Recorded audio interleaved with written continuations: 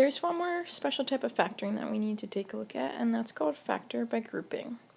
Here are some basic factor by grouping problems to get you started. So the first thing we want to take a look at is the fact that in this one, they both had an x, so we could factor out the x, do some GCF factoring. So we take the x out and group the constants together. So 4 plus 5 gives us 9, and that's why this expression equals 9x, or 9 times x. Letter B, same idea. This time they both had a y. So we factor the y out, group the constants together. 6 minus 10 gives us negative 4y.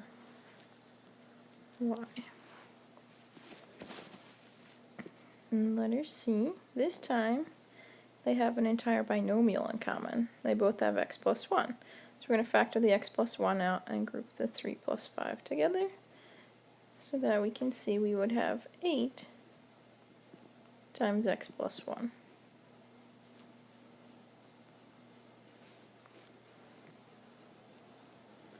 This one, again, they have a binomial in common. They both have 2y minus 5. So if we factor that out like a greatest common factor, we're left with 4y minus 3a. So this is equivalent to what we had before because we could take this binomial and distribute it times each term in this binomial, and we would end up right here where we started. So this process is called factor by grouping. We're just going to look at basic examples of factor by grouping in this course. You can possibly expand upon it in your future math classes. But for now, we're going to take a look at how we can factor by grouping with 4 terms. So this is going to be our strategy when you have 1, 2, 3, 4 terms. We're going to group them 2 by 2.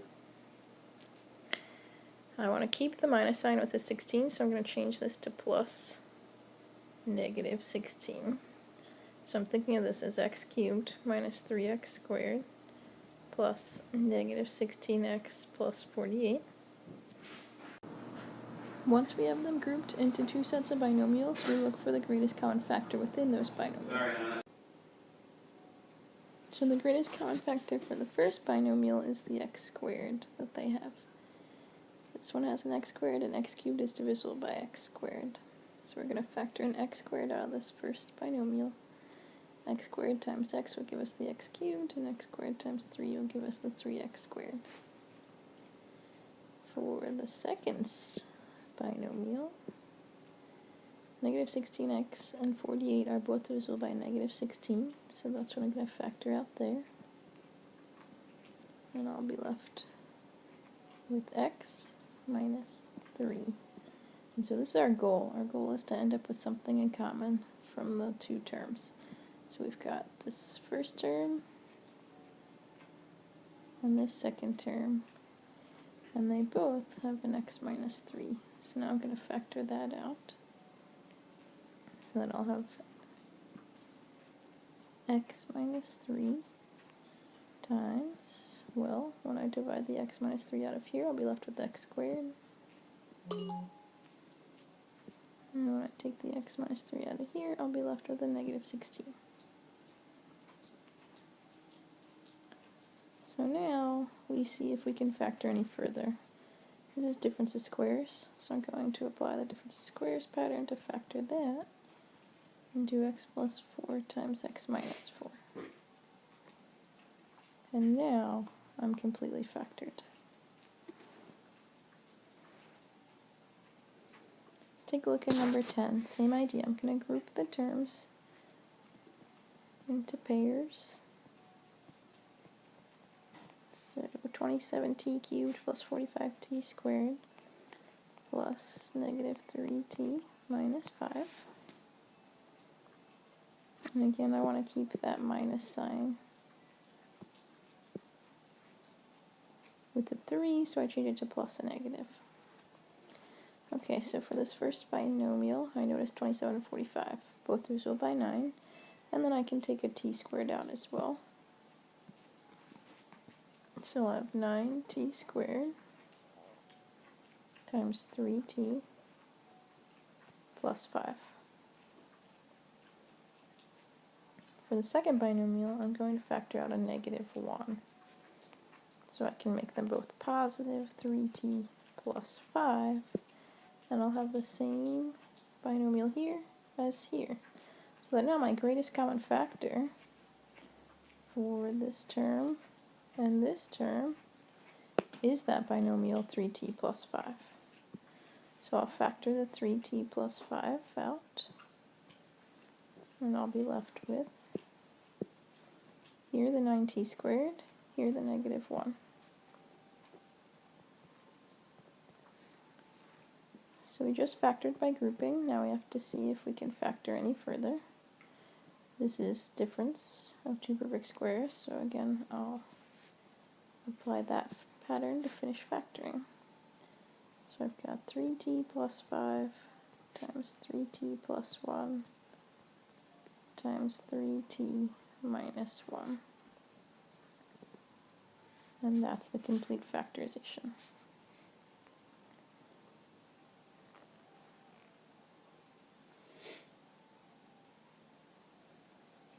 For the next example,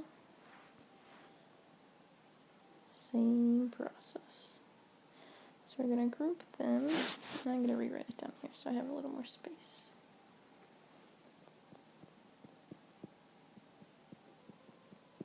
And I'll group them into pairs. And again, keep the negative with the 9x, so I'll change it to plus a negative. My GCF here would be the x squared, because I can factor an x squared out of an x cubed. So I'll have x squared times x plus 7. For this binomial, their greatest common factor is negative 9. So I'll factor out a negative 9, and I'll have x plus 7. So again, I now have a greatest common factor that's a binomial. This first term and the second term both have an x plus 7 that we can factor out to the front. So that will have x plus 7 times x squared minus 9. So we won't always end up with difference of squares, but these three examples we did so far, because this is the difference of x squared and 3 squared. So I'll apply that last step here. Factor that into x plus 3x minus 3. And there's my complete factorization for number 11.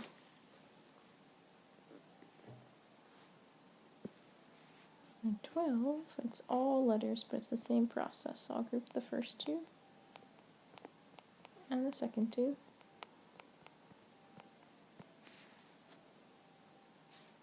We'll factor an r out of the first one.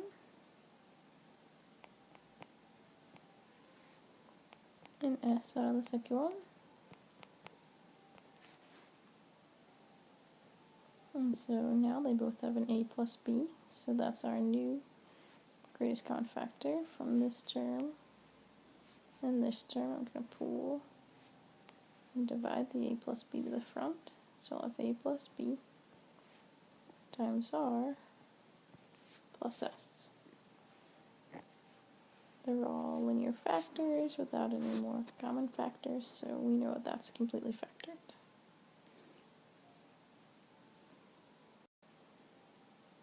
Okay, so why are we expanding our factoring strategies and reviewing how to factor? Because we can use it to solve polynomials of degree higher than quadratic. We spent all last unit on quadratics. But now we're going to see how we can apply it to these examples that are cubic and quartic and fifth degree. So first step is still the same. We have to get everything on one side, and we're going to put them in standard form. So my highest power is 3x to the fifth minus 18x cubed plus 15x now equals 0. My first step of factoring is always GCF, so I see x, x, and x. I know I can take it out in x, and these are all divisible by 3, so I'll factor a 3x out.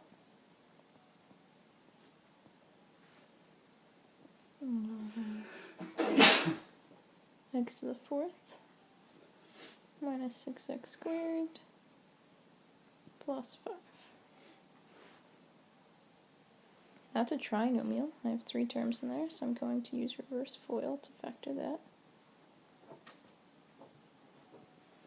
So I know I need x squared and x squared to get x to the 4th. I want to multiply to 5, but add to negative 6, so I want negative 5, negative 1.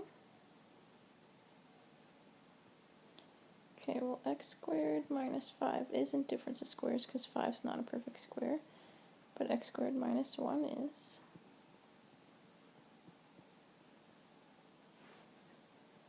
So now I have it completely factored and I apply the zero product property. I take each factor and I individually set them equal to 0, because if it multiplies to 0, then one of them has to equal 0. So my first one is 3x equals 0, which tells me that x would equal 0. That's one possibility. Now we have x squared minus 5 equals 0. So we'd get x squared equals 5. So we get x equals plus or minus the square root of 5. So there's 2 more solutions. Then we've got x plus 1 can equal 0. So we'll get x equals negative 1 as our 4th solution. And for our 5th and final solution, we do x minus 1 equals 0. Then we see that x equals 1. So we had 1, 2, 3, 4, 5 solutions to this equation that was of degree 5.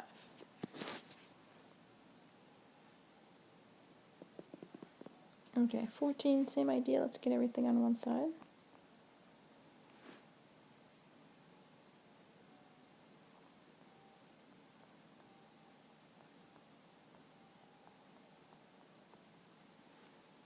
Take a look, they each have an x again, and they're all even. So I'm going to factor out a 2x. And have x to the 4th minus 7x squared plus 12 equals 0. And again, this is a trinomial, 3 terms, so I'm going to use reverse FOIL to factor that. My GCF always has to stay out front.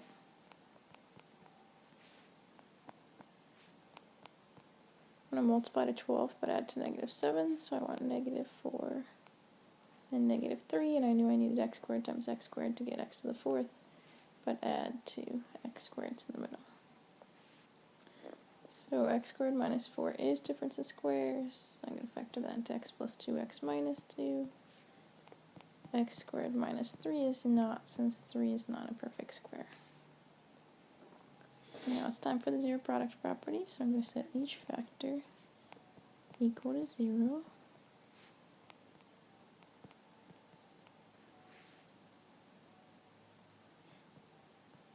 And solve to find my possible solutions. So the first one is that x could equal 0. The second one is that x could equal negative 2. Third one is that it could equal positive 2.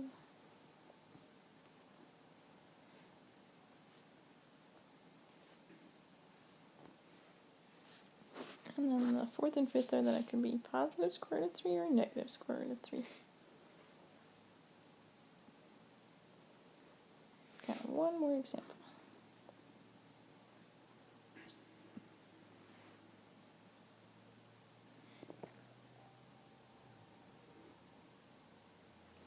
Okay, so in example 15, let's get all of our terms on one side. So we'll have 6x to the 4th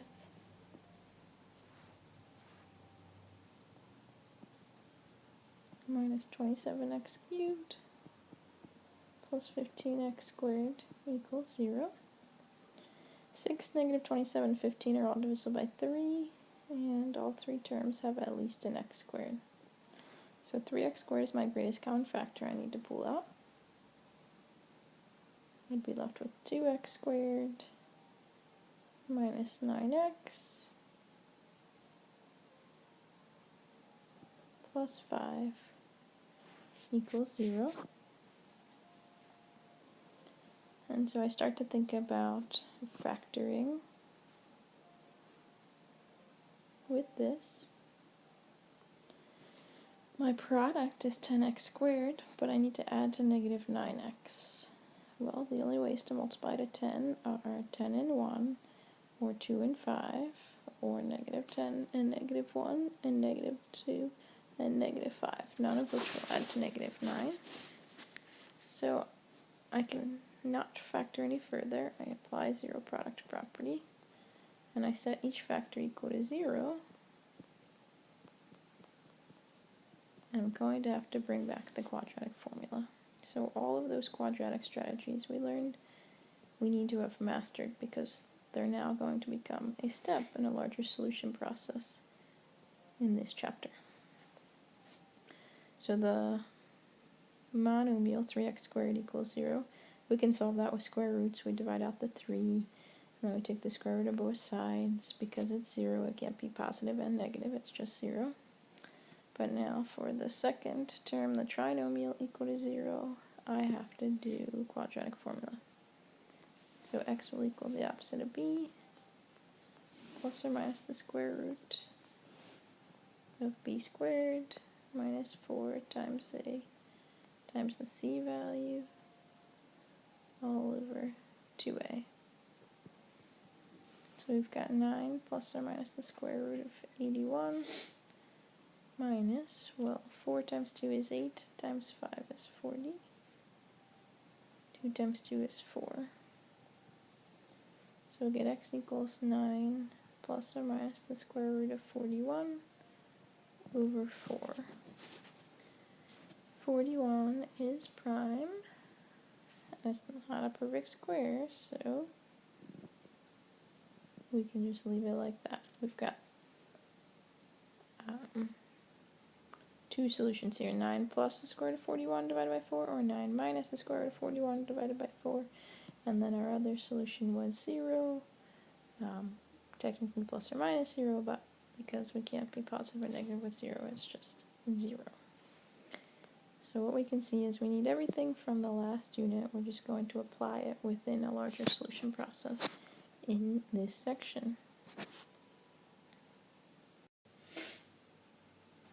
Okay, so the last thing I want to do is go over the factoring strategies. First of all, you want to make sure you always begin factoring by checking for and factoring out a greatest common factor, a GCF. If all the terms are divisible by something, that's what we need to do first, is factor that out. Once we've factored out the greatest common factor, then we're going to count the number of terms, so the number of monomials separated by plus or minus signs, and apply one of these strategies. So if there are two terms, our choices are either just GCF, so maybe the greatest common factor is all you can do. It could also be difference of squares.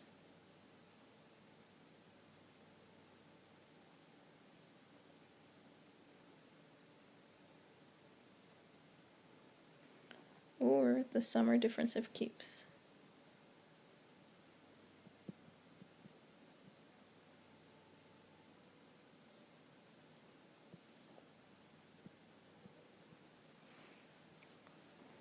If you have three terms, your strategy is reverse FOIL.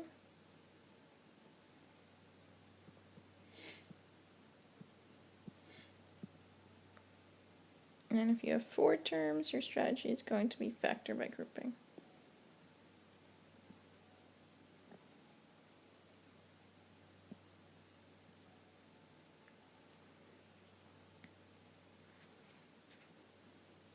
So after you factor out your GCF, then you count the number of terms, and however many there are, use one of the appropriate strategies. Once you've done that, then you check to see, can I factor what I have left using any of these strategies? Always want to make sure it's completely factored, and then if you're asked to solve the equation, it has to be set equal to 0, and then we can apply zero product property to set each factor equal to 0 and solve.